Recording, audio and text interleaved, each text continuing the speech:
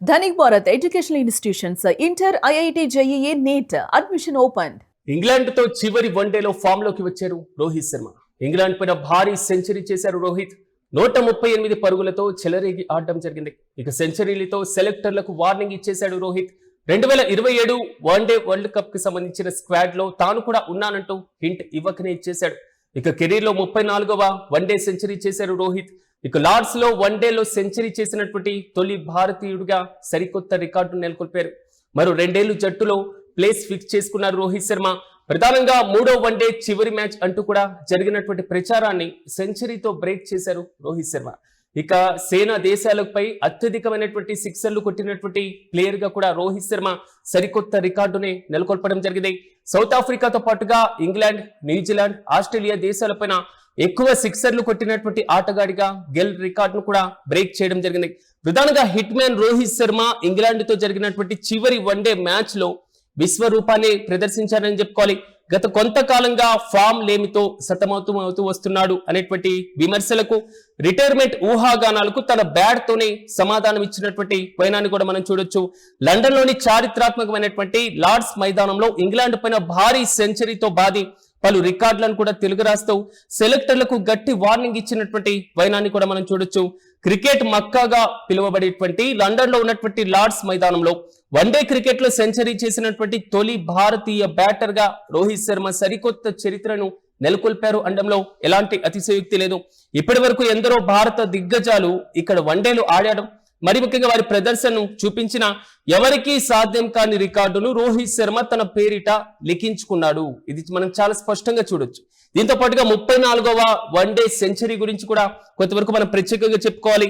అయితే ఈ ఇన్నింగ్స్ ద్వారా రోహిత్ శర్మ తన వన్డే కెరీర్ లో 34వ శతకాన్ని నమోదు చేయడం, ప్రపంచంలో అత్యధిక వన్డే సెంచరీలు చేసినటువంటి ఆటగాడి జాబితాలో తన స్థానాన్ని మరింత పదిలం చేసుకున్నటువంటి వైనాన్ని కూడా మనం చాలా స్పష్టంగా చూడాలి.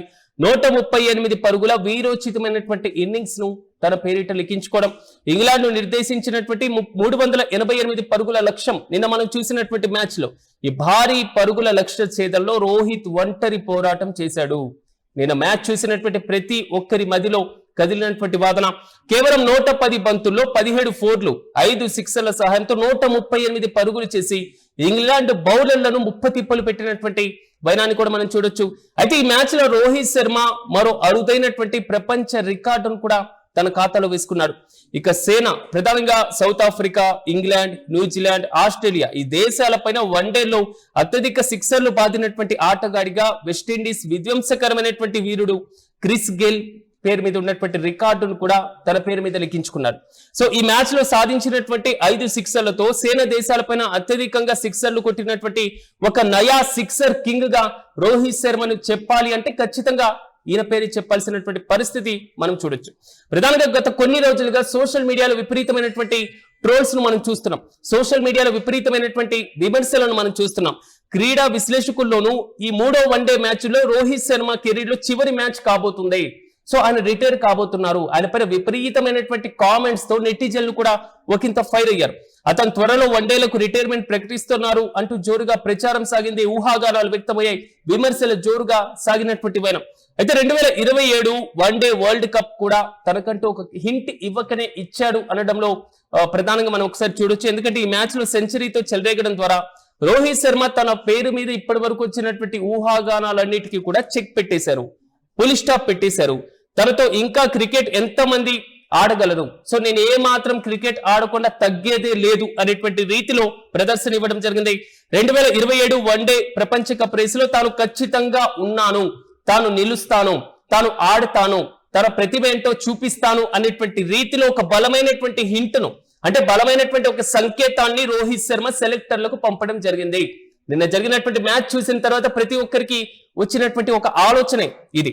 అయితే ఈ అద్భుతమైనటువంటి ప్రదర్శనతో జట్టులో తన స్థానాన్ని మరో 2 ఏళ్ల పాటు రోహిత్ శర్మ ఫిక్స్ చేసుకున్నారు అనేటువంటి రీతిలో మాత్రం ఇప్పుడు కామెంట్స్ మొదలైనవి. ఇప్పటి వరకు ఎవరైతే రోహిత్ శర్మ పైన కామెంట్ చేశారో, ఎవరైతే విమర్శలు గుప్పించారో, ఎవరైతే రిటైర్మెంట్ ఇవ్వబోతున్నారో అనుకున్నారో, సెలెక్టర్లు రోహిత్ శర్మను నెక్స్ట్ పక్కన పెట్టబోతున్నారు అనేటువంటి ఆలోచన ఎవరైతే చేశారో, సో వారందరికీ కూడా రోహిత్ శర్మ నెక్స్ట్ 2 ఇయర్స్ తాను ఉన్నాను, ఈ స్థానాన్ని పదిలం చేసుకున్నాను అనేటువంటి సంకేతాన్ని బలంగా ఇచ్చారు అనేది మాత్రం నిన్న జరిగినటువంటి మ్యాచ్ లో మనం క్లియర్ కట్ గా చూడొచ్చు.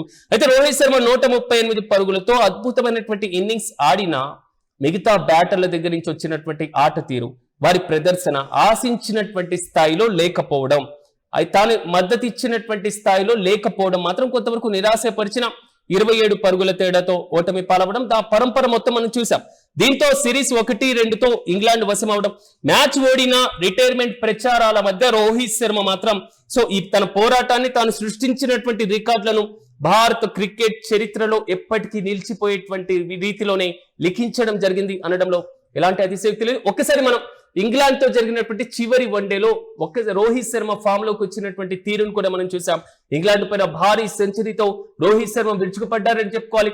138 పరుగులతో రోహిత్ శర్మ తాను సెంచరీ చేసినటువంటి ఆటగాడిగా నిలవడం మాత్రమే కాదు, జట్టు మొత్తంలో తనకంటూ ఒక ప్రత్యేకమైనటువంటి స్థానాన్ని సంపాదించుకున్నారు.